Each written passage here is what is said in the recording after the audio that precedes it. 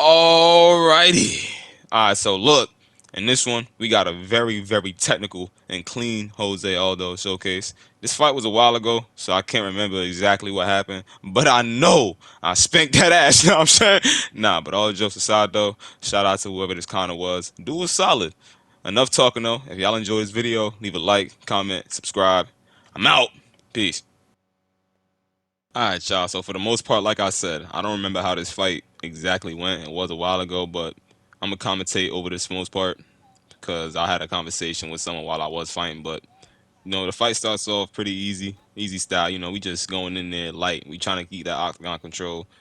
The thing about fighting a high level Conor McGregor is you don't want to let them get going at all. And the one thing you want to do is work that body as slow or as fast as you can. But that should be one of your initiatives or a part of your game plan whenever you're going up against somebody that knows how to use Conor's speed and that left hand that he likes to land. Now, in the first round, a lot of people like to trade with Conor, and that's where they get things messed up. He has too much power inside his hands and too much speed and accuracy to be trading off against him consistently. So what you want to do is kind of, be heavy on the footsies, even though Conor has a lot of footwork. We do have Aldo, so we can mitigate that and neutralize that footwork with our leg kicks. And for the most part, every time he steps outside, he's already, switching his guard. So that tells me he's worried about that low guard. So head kicks are there as well. But for right now, we're just gonna try and keep our jab on him, keep good octagon control, and then after that, everything else will commence. You feel me? So we're gonna get into the rest of the showcase. So like I said, we keeping this fight as tight as we possibly can. We don't want Conor getting off on us at all. So we keeping the fight real tight. We just cutting him off, but not walking directly towards him, but we're using a lateral movement just to cut off the octagon and make him feel crowded.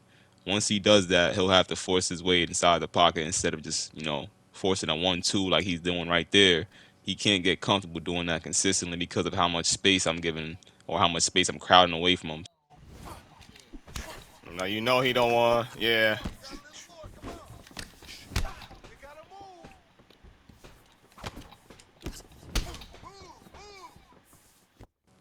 We go southpaw right here just to try and open up that lead side body kick. But right there, you see that speed instantly. We adjust and go back to orthodox only because that 1-2 was open every time I went southpaw and try to go with that lead body kick. He's just too quick. So you have to keep working that body and stick to the game plan. See this dude right here? I'm gonna break him. He don't wanna move, but I'm gonna make him move.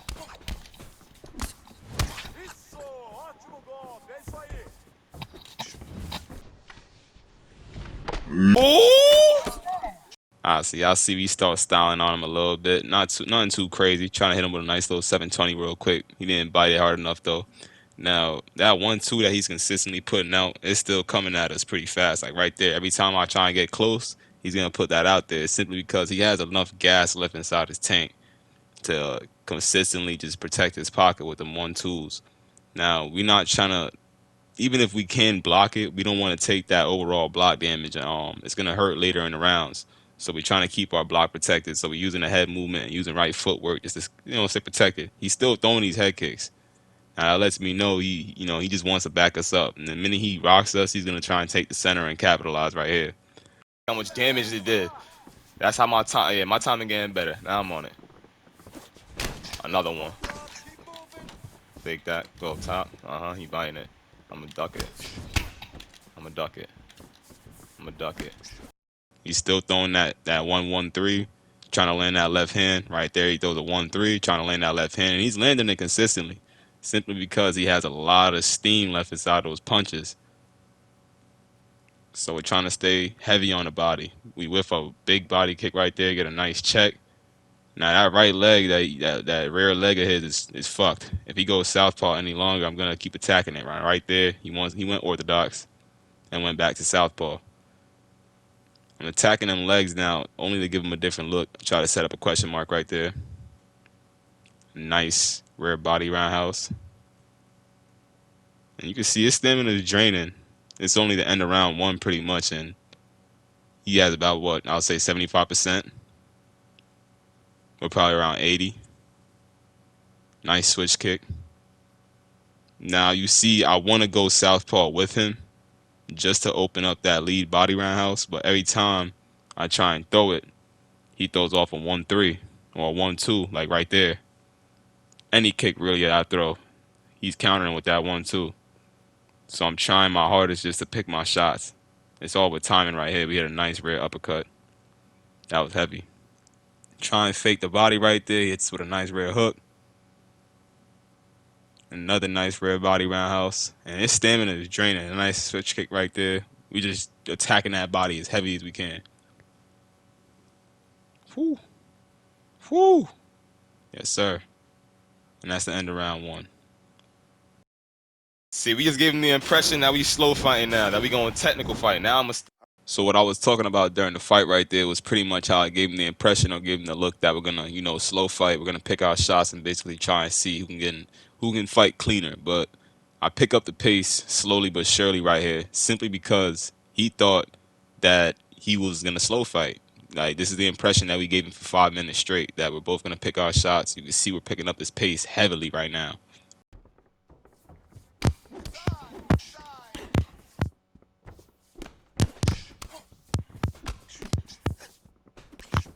So right here, we start getting him on the cage a lot. We start using that lead hook to try and cut him off. He's trying to get back to the center as hard as he can. He shoots for a takedown. Now, that pressure that he feels, if you got Conor McGregor shooting, you know you're doing something right. Right here, we're still trying to work that leg, but that 1-2 and that 1-3 is still on us. So we're working that body, use a push kick to push him back, throw a nice lead head kick up, and he gets dropped. Come on, let's go, do something. That's what I'm talking about. So with me picking this pressure up, I start using my head movement to try and counter him, because now I'm comfortable with, I'm not going to eat a rear hook on a slip. We get a nice slip counter right there. And this whole time, I decide he shoots for another takedown right here. So we decide, you know what, we're going to give him the middle. I stop pressuring him only because I don't want to over pressure and start to fumble my own game plan. So we give him the middle right here. You see right here, we're not playing so much footsie, we're kind of giving him the ground. He's coming at us with that 1-1-3 still. We're trying to work the legs as best as possible. We fake a spinning back fist into a lead body roundhouse. You see right here, we're giving him the middle, and we're just using these fakes to push him back and then re-give him the middle just to set up our next attack. Now, right here, at this point inside the fight, he started getting my block pretty low. You can see if he tags me 2 times and throws that 3, it's going to hurt because that 3 is going to land through my block. So I start to try and work the body heavy or try to return that block damage right here. You see we going for it.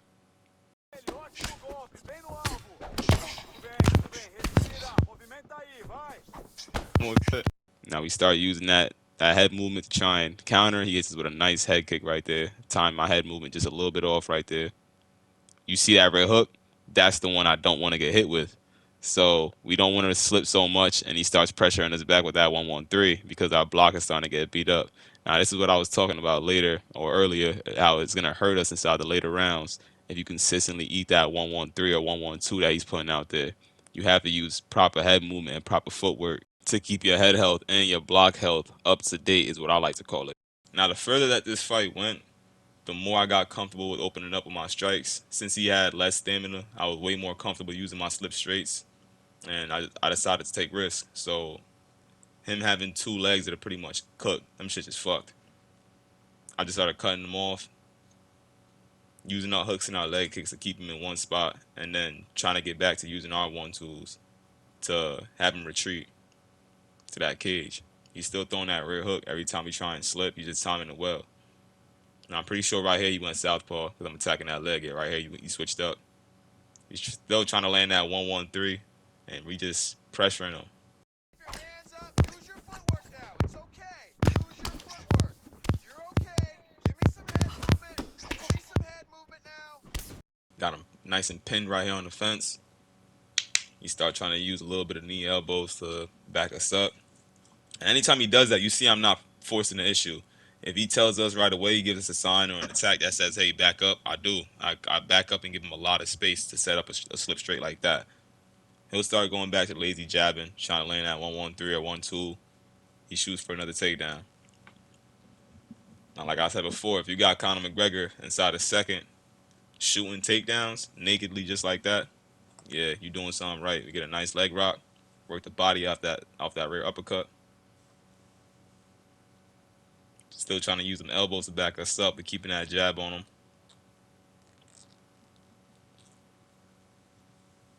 Now as we back up, he goes for another takedown. We're still working that leg. Let me get another slip straight and we drop him. He thought we were gonna jump, but we decided to keep it on the feet. Nice switch kick it. Now using these hooks right here to cut him off, just to back him up. And every time I do that, I think he started realizing that. So that's why he started throwing them knee elbows. Catches us with a nice flying knee right there. Still trying to use that 1-1-3. We hit him with a switch kick and get a rock. Now his stamina is completely gone at this point. Our stamina is draining too, just because of the amount of like strikes that I'm using and fakes that I'm using to enter the pocket. But overall, the short-term stamina is gonna regen for me all the time compared to his. So now that his body's so weak, he walking around on the outside just holding his hands down. That's exactly where we want him. Tries to shoot, tries to take the backside, we deny it. And he ended up making a big mistake, having no stamina on that break. And we go for the switch kick. Now we're using these fakes as best as we can just to attack his ribs, because every time we throw off that switch kick or throw off that lead body roundhouse, he'll try and hit us with that 1-2 or that 1-1-3. Now you can see I'm getting more comfortable at this point. I'm using my slips. I'm using my leg kicks to force him to reset, and he's just still shooting these takedowns. I didn't want to knee him too much right here, but hey, gotta do what you gotta do. You break off the fence. I didn't want to spam it and get a rock with it. Now at this point in the fight, we're 3 rounds in, and I'm pretty much up on the strikes. I'm up on octagon control, knockdowns. So I'm not really forcing anything. We drop him with a nice front leg side kick fake into a roundhouse. Nice lead body hook into the rear hook up top, or lead hook up top, sorry. Another switch kick. He just kept eating these switch kicks, and this is like the importance of the body work. After all that time, and he eventually got one takedown. And yeah, yeah, I'll see how this went. If you got no stamina like that, and once we actually did give him the takedown, or he got the takedown, this is what happened to him.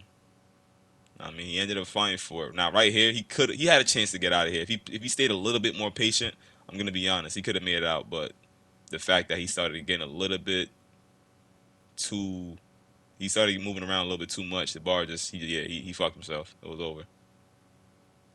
But GG to this Connor though, man. He stuck in there longer than I thought he would, honestly. If y'all enjoyed that video, please make sure to leave a like, comment, and subscribe, and stay tuned for more of these type of videos. I also want y'all to comment down below and let me know what y'all want to see, just so I know what to post. Peace.